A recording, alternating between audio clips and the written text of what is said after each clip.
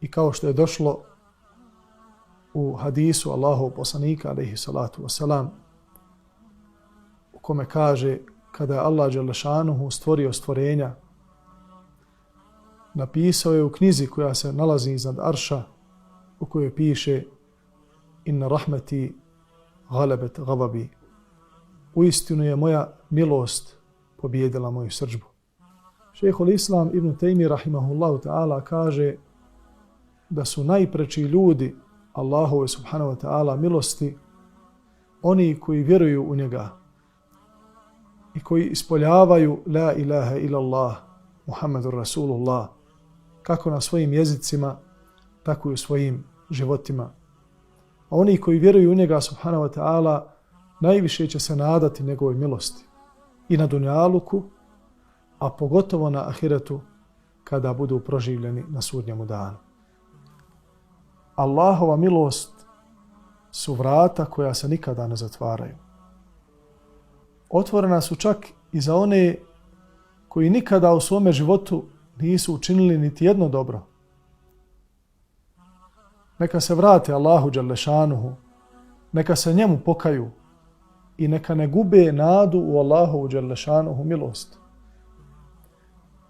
Navešćemo samo jedan kratak primjer.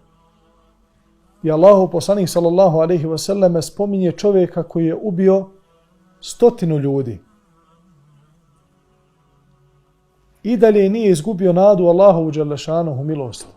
I odlazi kod alima, kod čovjeka koji ima znanje u Allahovoj dželle šanuhu milosti.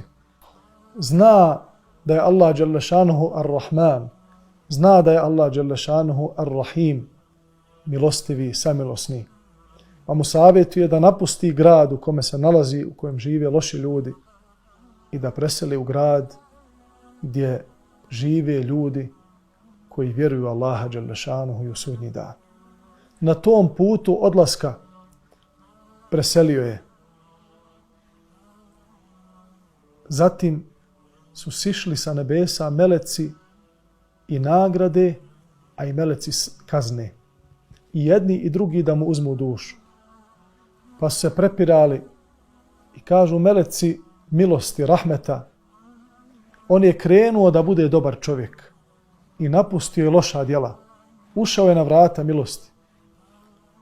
Kažu meleci kazne, ali on nikada niti jedno dobro nije uradio.